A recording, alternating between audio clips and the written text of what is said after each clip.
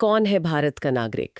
सुनने में ये सवाल शायद आसान लगे, लेकिन इसका जवाब काफी परतदार है। हाँ बिल्कुल। नागरिकता सिर्फ एक पासपोर्ट या वोटर आईडी की बात नहीं है।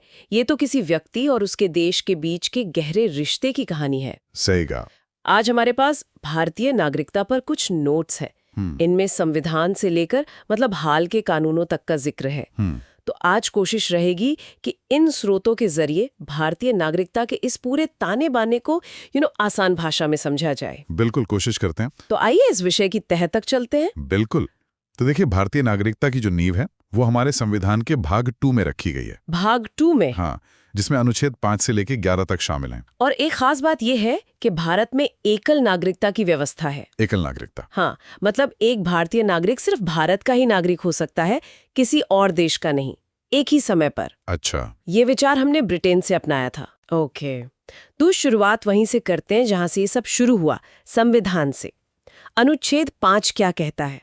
मतलब जब 26 जनवरी 1950 को संविधान लागू हुआ, तब कौन कौन नागरिक बना? देखिए, अनुच्छेद 5 उन लोगों की बात करता है जो संविधान लागू होने के समय भारत में रह रहे थे। इसके लिए 3 शर्तें थी। पहली, उनका अधिवास यानी डोमिसाइल भारत में हो। अधिवास, इसका मतलब क्या है? सिर्फ रहना? नहीं, सिर्फ रहना नहीं। अधिवास का मतलब है भारत को अपना स्थायी घर मानने का इरादा भी होना चाहिए। ये कानूनी कॉन्सेप्ट है। अच्छा, इरादा भी, ठीक है। और दूसरी शर्त? दूसरी, या तो उनका जन्म भारत में हुआ हो या उनके माता पिता में से किसी एक का जन्म भारत में हुआ हो, या फिर वो संविधान लागू होने से ठीक पहले कम से कम 5 साल से भारत में सामान्य रूप से रह रहे हों। अच्छा, तो इनमें से कोई एक शर्त और अधिवास? हाँ, अधिवास के साथ इनमें से कोई एक शर्त, जो ये पूरी करते थे वो भारत के नागरिक बने। अच्छा, तो सिर्फ जन्मस्थान ही नहीं, मतलब भारत में रहने का इरादा और कितनी अवधि से रह रहे हैं ये भी मायने रखता था। ये तो दिलचस्प है। हाँ। लेकिन फिर वो विभाजन का मुश्किल दौर भी था। अनुच्छेद 6 और 7 शायद उसी से जुड़े? हाँ बिल्कुल। अनुच्छेद 6 उन लोगों के बारे में है जो विभाजन के बाद पाकिस्तान से भारत आए। पाकिस्तान से भारत आने वाले? हाँ। यहाँ एक तारीख बहुत अहम है, 19 जुलाई 1948। 19 जुलाई 1948। क्यों अहम है ये तारीख? ये वो तारीख थी जो भारत और पाकिस्तान के बीच आवाजाही को नियंत्रित करने के लिए परमिट सिस्टम लागू हुआ था। अच्छा, परमिट सिस्टम। हाँ, तो जो लोग इस तारीख से पहले पाकिस्तान से भारत आ गए थे और सामान्य रूप से भारत में रह रहे थे, उन्हें नागरिक मान लिया गया, कुछ शर्तों के साथ। लेकिन जो इसके बाद आए उन्हें पंजीकरण करवाना पड़ा, और उसके लिए भी शर्त थी कि वो आवेदन से पहले कम से कम 6 महीने भारत में रहे हों। हाँ, तो बाद में आने वालों के लिए प्रक्रिया अलग थी। हाँ। और अनुच्छेद 7 वो किन के लिए था? अनुच्छेद 7 उन लोगों से जुड़ा है जो पहले भारत से पाकिस्तान चले गए थे। अच्छा, जो यहाँ से पाकिस्तान गए। हाँ, 1 मार्च 1947 के बाद। लेकिन बाद में वो भारत लौट आए, वापस आ गए। हाँ, 1 मार्च 1947 की तारीख इसलिए अहम मानी जाती है क्योंकि इस समय तक विभाजन की तस्वीर काफी हद तक साफ होने लगी थी। तो अगर ऐसे लोग परमिट लेकर भारत वापस लौटे पुनर्वास के लिए, तो उन्हें भी अनुच्छेद 6 की तरह ही पंजीकरण करवाना पड़ता था और 6 महीने भारत में रहना जरूरी था। अच्छा, ये दोनों अनुच्छेद दिखाते हैं कि विभाजन की जो उथल पुथल थी उसके बीच नागरिकता तय करना कितना जटिल काम रहा होगा। हाँ बिल्कुल, कानून को उस वक्त की असाधारण परिस्थितियों के हिसाब से ढालना पड़ा होगा। सही कहा। फिर अनुच्छेद 8 भी है, ये शायद उन लोगों की बात करता है जो भारत से बाहर रह रहे थे। सही। अनुच्छेद 8 उन भारतीय मूल के लोगों के लिए है जो संविधान लागू होने के समय भारत से बाहर रह रहे थे, जैसे किसी दूसरे देश में। अच्छा, विदेशों में। हाँ, अगर उनके माता पिता या दादा दादी में से कोई अविभाजित भारत में पैदा हुआ था, तो वो उस देश में भारतीय दूतावास या कॉन्सुलेट में अपना पंजीकरण करवाकर नागरिक बन सकते थे। ओ, तो विदेशों में रहकर भी। हाँ, ये दिखाता है कि भारत अपने प्रवासियों से भी, मतलब जो बाहर बसे भारतीय मूल के लोग थे, उनसे भी जुड़ा रहना चाहता था। और अनुच्छेद 9 ये तो शायद उसी एकल नागरिकता वाली बात को पक्का करता है ना, जिसका जिक्र शुरू में हुआ था। एकदम सही। अनुच्छेद 9 बिल्कुल साफ कहता है कि अगर कोई व्यक्ति अपनी मर्जी से, स्वेच्छा से किसी दूसरे देश की नागरिकता ले लेता है, तो उसकी भारतीय नागरिकता अपने आप खत्म हो जाएगी। अपने आप मतलब कोई प्रक्रिया नहीं? हाँ, कानूनन अपने आप। जैसे ही विदेशी नागरिकता ली, भारतीय नागरिकता गई। ये एक देश एक नागरिकता के सिद्धांत को मजबूती से स्थापित करता है। आप एक ही समय में 2 देशों के नागरिक नहीं हो सकते। तो ये नागरिकता खत्म होने का एक तरीका हुआ। और अनुच्छेद 10 और 11 का क्या महत्व है? अनुच्छेद 10 वो एक तरह से आश्वासन देता है, आश्वासन कैसा? कि जो भी व्यक्ति इन पिछले अनुच्छेदों 5 से 8 के तहत भारत का नागरिक बन गया है, वो नागरिक बना रहेगा। अच्छा। लेकिन उसकी नागरिकता संसद द्वारा बनाए गए कानूनों के अधीन होगी। मतलब संसद भविष्य में कानून बनाकर नागरिकता की शर्तों को बदल सकती है। और अनुच्छेद 11 ये बहुत महत्वपूर्ण है क्योंकि ये भविष्य का रास्ता खोलता है। कैसे? ये संसद को पूरी शक्ति देता है कि वो नागरिकता हासिल करने, नागरिकता खत्म करने और नागरिकता से जुड़े किसी भी अन्य मामले पर कानून बना सकती है। ओह, अब तो सारी शक्ति संसद के पास। हाँ, नागरिकता के संबंध में कानून बनाने की शक्ति। और इसी अधिकार का इस्तेमाल करके संसद ने 1955 में एक विस्तृत कानून बनाया, नागरिकता अधिनियम। हाँ, नागरिकता अधिनियम 1955। मैं इसी पर आने वाली थी। तो संविधान ने तो नींव रख दी, लेकिन नागरिकता से जुड़े जो रोजमर्रा के और भविष्य के नियम हैं, वो इसी अधिनियम से तय होते हैं। बिल्कुल। ये अधिनियम 30 दिसंबर 1955 को लागू हुआ था। ठीक है, तो इसके तहत भारतीय नागरिक बनने के क्या तरीके हैं? ये अधिनियम नागरिकता पाने के 5 मुख्य तरीके बताता है। 5 तरीके कौन कौन से? पहला है जन्म से। By birth. जन्म से, ये तो सीधा लगता है। हाँ, पर इसमें भी बदलाव हुए हैं। शुरुआत में नियम था कि 26 जनवरी 1950 के बाद भारत में जन्मा कोई भी व्यक्ति नागरिक होगा। लेकिन 1 जुलाई 1987 के बाद नियम बदला। तब ये जरूरी हो गया कि जन्म के समय माता पिता में से कम एक भारतीय नागरिक हो। अच्छा, एक का होना जरूरी। हाँ। फिर 3 दिसंबर 2004 के बाद नियम और सख्त हुआ। और सख्त कैसे? अब जरूरी है कि जन्म के समय या तो माता पिता दोनों भारतीय नागरिक हों या फिर एक भारतीय नागरिक हो और दूसरा अवैध प्रवासी न हो। अवैध प्रवासी न हो, ये अहम है। बिल्कुल। तो जन्म से नागरिकता के नियम समय के साथ बदले हैं। समझ गई। दूसरा तरीका क्या है? दूसरा तरीका है वंशानुक्रम से। वंशानुक्रम से मतलब? मतलब अगर किसी का जन्म भारत से बाहर हुआ है, लेकिन जन्म के समय उसका पिता भारत का नागरिक था। सिर्फ पिता? पहले पिता ही था, लेकिन 1992 के संशोधन के बाद माता या पिता में से कोई भी एक भारत का नागरिक हो तो बच्चा वंश से भारतीय नागरिक बन सकता है। अच्छा, ये बदलाव हुआ। हाँ, इसके लिए भी कुछ शर्तें हैं, जैसे जन्म का पंजीकरण 1 साल के अंदर भारतीय दूतावास में करवाना होता है। कुछ मामलों में छूट मिल सकती है। ठीक है। और तीसरा तरीका? पंजीकरण। हाँ। तीसरा तरीका है पंजीकरण द्वारा, बाय रजिस्ट्रेशन। ये कुछ खास वर्गों के लोगों के लिए है। खास वर्ग जैसे? जैसे भारतीय मूल के व्यक्ति जो आवेदन करने से पहले सामान्यतः 7 साल से भारत में रह रहे हों। 7 साल? हाँ, या वो व्यक्ति जिसकी शादी किसी भारतीय नागरिक से हुई हो और वो भी आवेदन से पहले 7 साल से भारत में रह रहा हो। ऐसे कुछ और भी वर्ग हैं। ठीक है। और चौथा तरीका आपने बताया था देशीकरण। हाँ, देशीकरण द्वारा, बाय नेचुरलाइजेशन। ये किसी भी विदेशी नागरिक के लिए है जो भारत का नागरिक बनना चाहता है और जो पंजीकरण के योग्य नहीं है। कोई भी विदेशी? हाँ, लेकिन उसे कुछ शर्तें पूरी करनी होती हैं। जैसे वो किसी ऐसे देश का नागरिक न हो जहां भारतीयों को देशीकरण से नागरिक बनने से रोका जाता है। उसे अपने देश की नागरिकता छोड़नी होगी। वो अच्छे चरित्र का हो, संविधान की 8वीं अनुसूची में बताई गई किसी एक भाषा का जानकार हो, और सबसे अहम, वो आवेदन करने से पहले कुल मिलाकर कम से कम 12 साल भारत में रहा हो। 12 साल? ये तो काफी लंबा समय है। हाँ, जिसमें आवेदन से ठीक पहले का 1 साल लगातार भारत में रहना शामिल है और उससे पहले के 14 सालों में से कम 11 साल भारत में रहा हो। कुल मिलाकर लगभग 12 साल। अच्छा, 11+1 वाला हिसाब। हाँ, ये दिखाता है कि भारत नागरिकता देने से पहले एक लंबा जुड़ाव और प्रतिबद्धता देखना चाहता है। बिल्कुल। और पांचवा तरीका? पांचवा तरीका है क्षेत्रीय समावेश द्वारा, बाय इनकॉर्पोरेशन ऑफ टेरिटरी। इसका क्या मतलब है? अगर कोई नया क्षेत्र, कोई नया इलाका भारत का हिस्सा बनता है, जैसे पहले गोवा, दमन और दीव बने, पुडुचेरी बना, सिक्किम बना, हाँ, तो भारत सरकार तय करती है कि उस इलाके के कौन लोग किस तारीख से भारत के नागरिक माने जाएंगे। इसके लिए आमतौर पर एक आदेश जारी किया जाता है। अच्छा, तो सरकार तय करती है। हाँ, ठीक है। तो ये 5 तरीके हो गए नागरिकता पाने के: जन्म से, वंश से, पंजीकरण, देशीकरण और क्षेत्र समावेश। जी। लेकिन जैसे नागरिकता मिलती है वैसे ही खत्म भी हो सकती है। हमने अनुच्छेद 9 में देखा कि दूसरे देश की नागरिकता लेने पर खत्म हो जाती है। क्या 1955 का अधिनियम और तरीके भी बताता है? हाँ, ये अधिनियम नागरिकता खत्म होने के 3 तरीके और बताता है, या कहें कि विस्तार से बताता है। 3 तरीके। पहला है स्वैच्छिक त्याग, रिनंसिएशन। मतलब अपनी मर्जी से छोड़ना। हाँ, कोई भी वयस्क भारतीय नागरिक जो दिमागी रूप से स्वस्थ है, वो एक घोषणा करके अपनी भारतीय नागरिकता छोड़ सकता है। अच्छा, हो जाती है। बच्चों की भी। हाँ। हालांकि वो बच्चा जब 18 साल का हो जाता है तो उसके 1 साल के अंदर वो चाहे तो फिर से भारतीय नागरिकता के लिए आवेदन कर सकता है। अच्छा, ये विकल्प रहता है, ठीक है। और दूसरा तरीका? दूसरा है पर्यावसान, टर्मिनेशन। ये वही बात है जो अनुच्छेद 9 में है, लेकिन ये अधिनियम उसे और स्पष्ट करता है। मतलब दूसरे देश की नागरिकता लेना? हाँ, अगर कोई भारतीय नागरिक जानबूझकर अपनी मर्जी से किसी दूसरे देश की नागरिकता हासिल कर लेता है, तो जिस पल वो दूसरे देश का नागरिक बनता है, उसी पल उसकी भारतीय नागरिकता अपने आप समाप्त हो जाती है। अपने आप?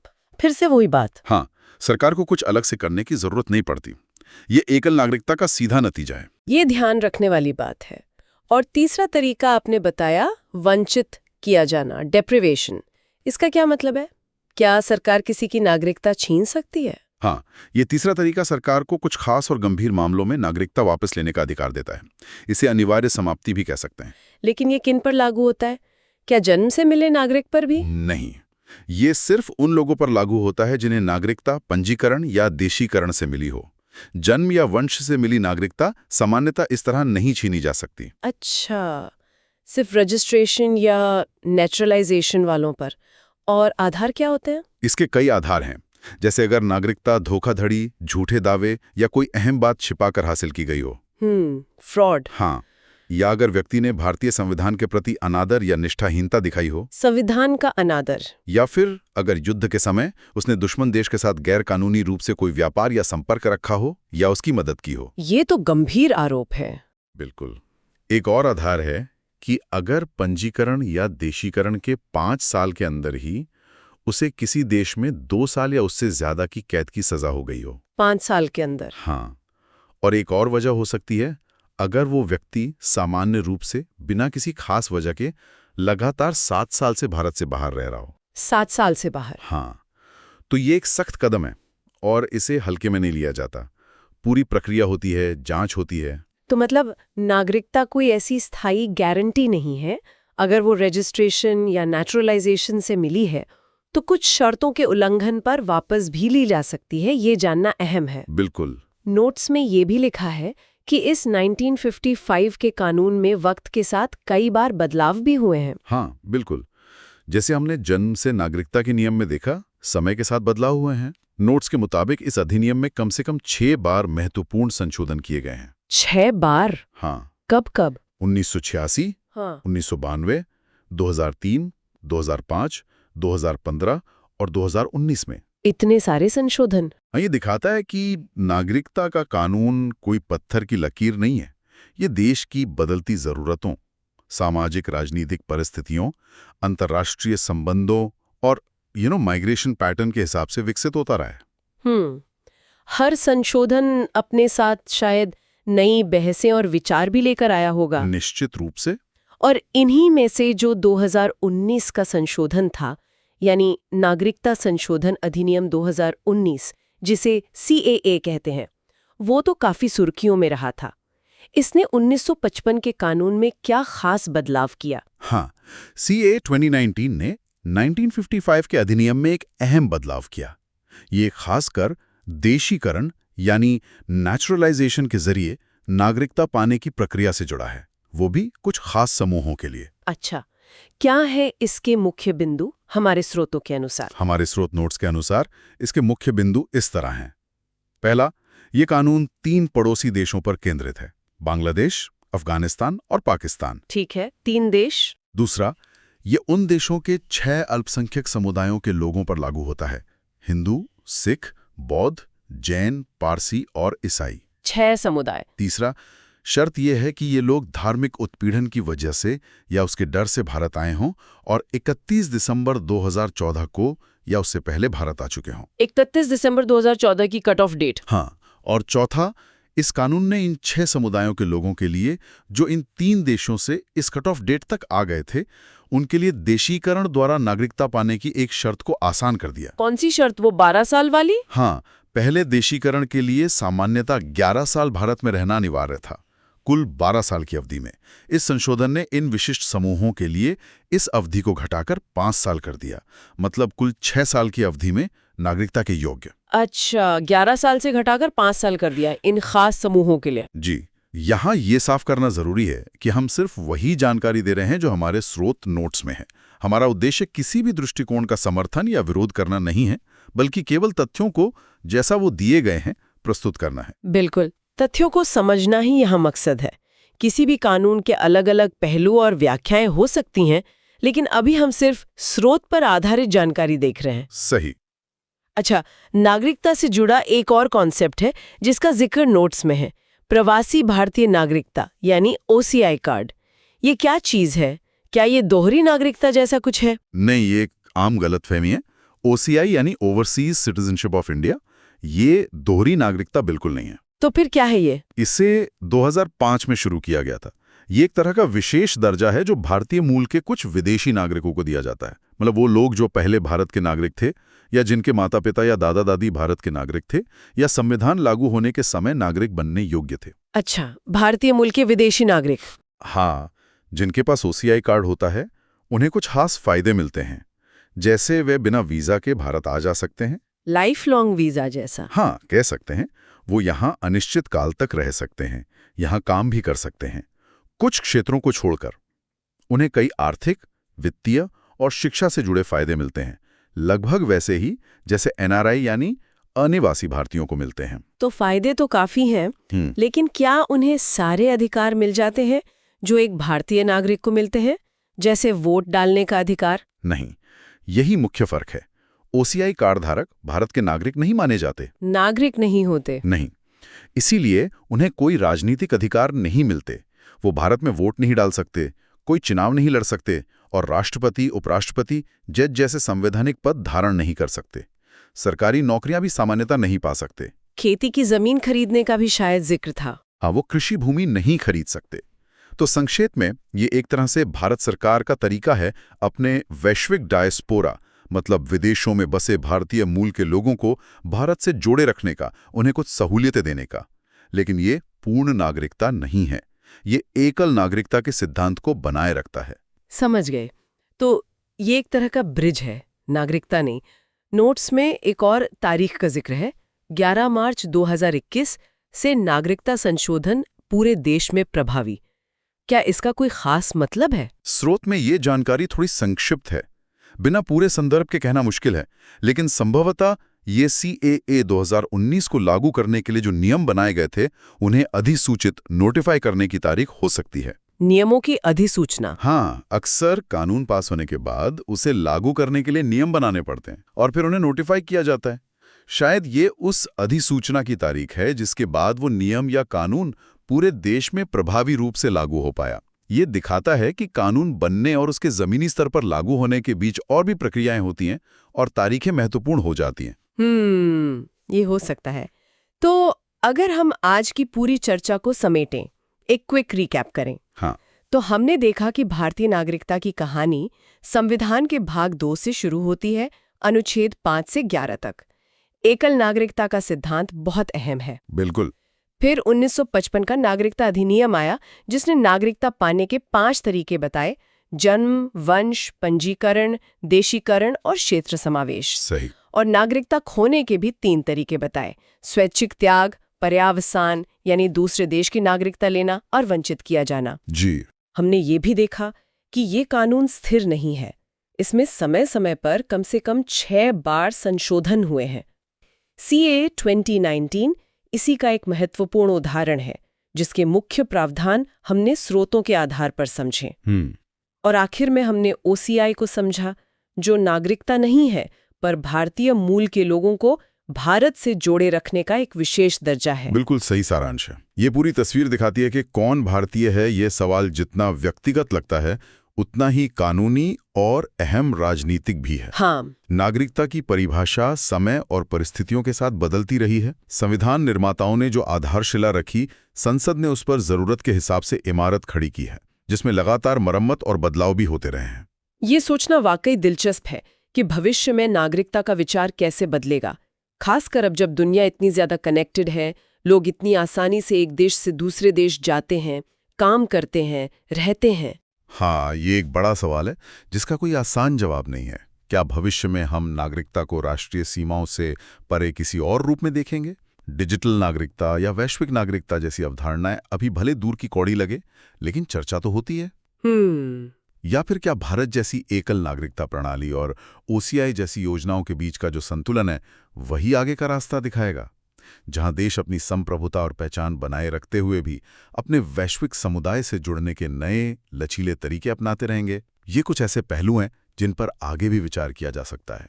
निश्चित रूप से सोचने के लिए भी काफी कुछ है। इस जानकारी से भरी चर्चा के लिए धन्यवाद। धन्यवाद।